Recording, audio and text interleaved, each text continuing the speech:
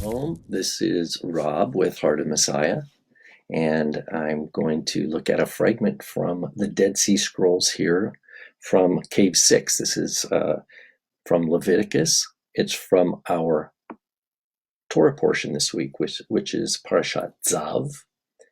And sadly, this tiny little fragment you see here is all we have from this scroll of Leviticus. We can't even say for sure if it was an entire scroll of Leviticus. We know, of course, you can see it's in the Paleo Hebrew script. It's in an ancient Hebrew writing, and we'll look at some of that today, how this particular scribe made some letters differently than we've seen in other of the Paleo Hebrew fragments from Qumran. And we'll compare that with our Masoretic tradition, which we have, I have on the page behind here. This is from Leviticus 8. So it's just this tiny little fragment from Parashat Tzav. And we'll look at the verse first. The verse here is 8:13. And chapter 8 is where Moshe takes Aaron and his sons and washes them. And he, at this point in verse 13, Moses is already clothed Aaron, in his priestly garments. And now he's shifting to the sons of Aaron. And verse 13 begins here. It says, Vayakrev Moshe et bnei Aharon. And Moses brought the sons of Aaron, bnei Aharon, near. And then it says, Vayal bishem kutanot. And he clothed them with tunics. Vayachgor otam avnet. And he bound on them caps. He Vayachgor otam avnet. Pardon me. That is, he girded them with sashes. Then Vayach vosh lahem mikbaot, and mikbaot is the caps, and he bound caps on them. Ka'asher tziva Adonai et Moshe, just as the Lord had commanded Moses. So that's verse 13. And what we see here is just this little fragment that we're going to look at. And I'm going to zoom in here, and I'm going to trace out the Paleo Hebrew, but we'll compare that with what we know from our block script. And we're going to start right here. And again, this is Leviticus 8:13 is all we get here.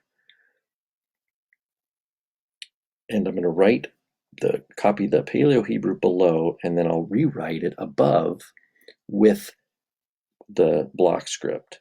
So what we have here is this letter, which is a Vav. Actually, I'm going to make that a little different here. Something like that. It's hard to know exactly the strokes that they made. This is a Yod. Then we have a Kuf. And the Kuf is hard to see. As you can tell, it's partially missing. So I'm going to kind of invent my own style there. Then we have a Resh and a Beit. And then we have the word Moshe here.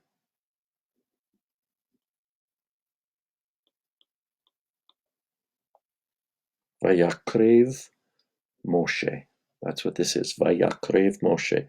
Vav, Yod, Kuf, Resh, Bet, and then Mem, Shin, Hey. Vayakrev Moshe. Vayakrev Moshe. And that's Moses brought near. Well, that's all we have for that line, because you can see the fragment is broken off and lost. One thing we notice before we move on is that this is differentiated in spelling than some of the other Paleo Hebrew manuscripts we've looked at, where Moshe has been spelled Mem, then a Vav, and then a Shin, and then a Hey. So we've seen Moshe spelled with using the cholam and the vav, the O sound, Moshe, or rather I should say using the vav as a cholam vowel, O, Moshe. But in this Cave 6 fragment, we don't see that. We see Moshe spelled in the same way we normally see it in the Masoretic tradition. Vayakrev Moshe. So what I'm going to erase the Paleo side here. And we're going to look at this next little bit, because this Vayakrev Moshe isn't enough to identify this fragment as Leviticus 8. But what we see here is a little more writing here. And it is a kaf and a tav, and then something we don't know, and then another tav. And so it's going to be kaf like that, tav. And what I'm going to suggest is there's a nun, vav, and a tav here. And so if we were to write that in Paleo Hebrew, it would be something like this. So that's my reconstruction of what's missing there. Now, the Hebrew text in the Masoretic tradition just has kutanot with no vavs. We see the cholam there, kutanot. But my suggestion is that the word spacing that we see in this manuscript, or the spacing left in the fragment, seems to imply there was an extra letter there, but the same meaning. And then we see this next word here, we see another vav, another yod, and then a chet, which is a more rare of a letter. But then again, it's broken off. Vayach. And what this is going to be vayach go, which is, and he girded. And he girded. So while the Vayakrev Moshe isn't enough in itself to identify this as Leviticus 8, this string of consonants here, kutanot, that is tunics, vayachgor, and he girded, or we don't even need the verb girded there. We can just know the vayach. We know that that this then is the only place in Scripture where we see this particular cluster. And if that wasn't enough, we can see here in the bottom line,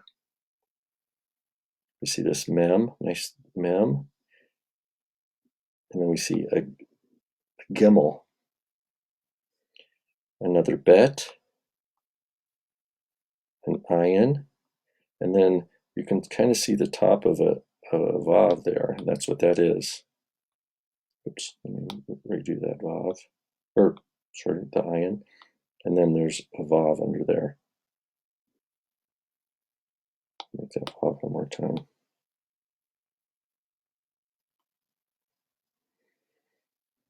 And presumably then there's going to be a tav there. And this is that word mig ba ot. The Masoretic vowels, there would be a hirik like that, a dagesh in the ba and the bet, mig ba ot, which is the word for caps. Mig ba ot. And if you see, also, you can zoom in here, you see part of a lamed and a mem. And that would be the lahem.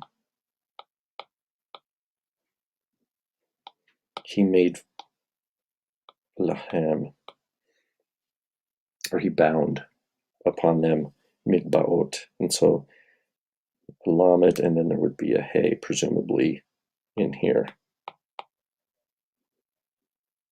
So the evidence all points to Leviticus 8.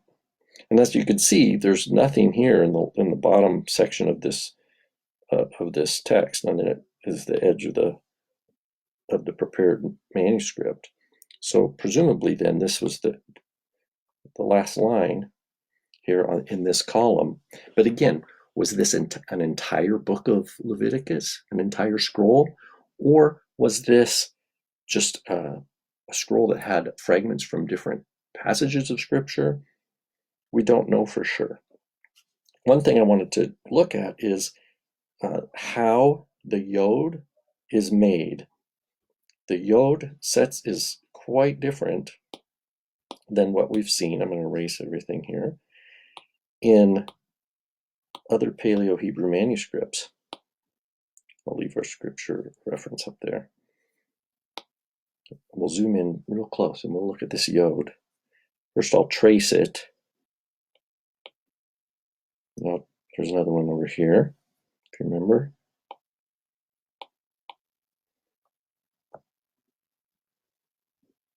Now I'll erase mine and I'll write it again below so you can compare.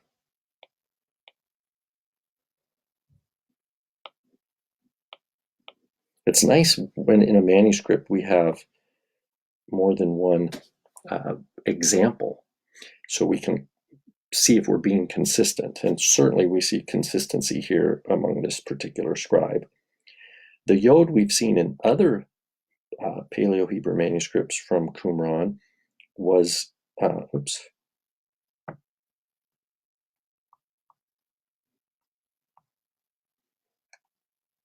we go.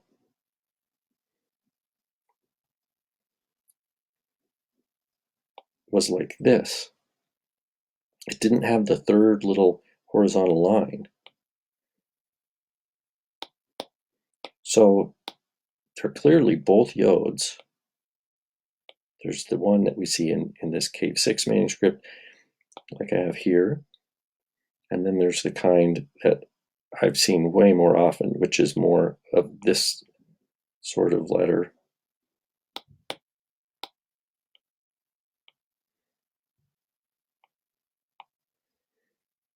So what does this teach us? This teaches us that there are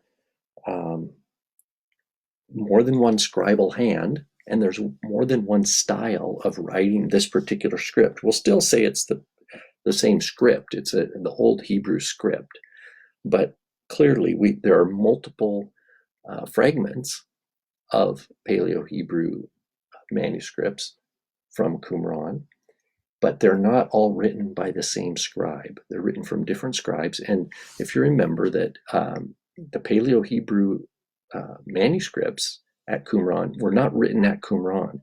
They date to prior to the settlement.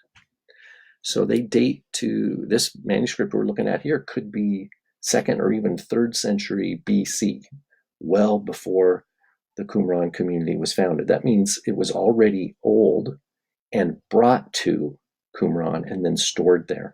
And Cave 6 also is a limestone cave. It's a natural cave that is within a walking distance from the Qumran site where the little established community lived, as opposed to Cave 4, which was a man-made cave that is really close, part of the main Qumran site.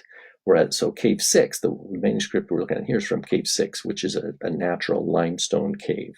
So there's kind of two different kind of caves at Qumran. There were the man-made caves that were really close and in proximity to the actual compound. And then there were the limestone caves that were harder to get to and were natural caves and were uneven and somewhat dangerous in some cases to get to. So today we've just looked at this fragment from Cave 6. It's Leviticus 8, and we don't know much about it. Was this an entire fragment or an entire scroll of Leviticus? Or was this just a smaller collection of passages from Scripture? We don't know. But we know it's Paleo Hebrew, and it predated the establishment of the Qumran community. Sadly, this was highly broken. It looks like eaten up a little bit, but we have enough info here to identify this verse as Leviticus 8:13, and we have enough info to differentiate this scribal hand from other Old Hebrew scribal hands we have from fragments that survived at Qumran. So I hope this has been informative for those of you who are learning Hebrew and learning a little bit about ancient manuscripts and even the weekly Torah portion. Again, this is Rob Van Hoff with Heart of Messiah. Feel free to send me an email if you have any questions, robvanhoff@gmail.com. Shalom, everybody.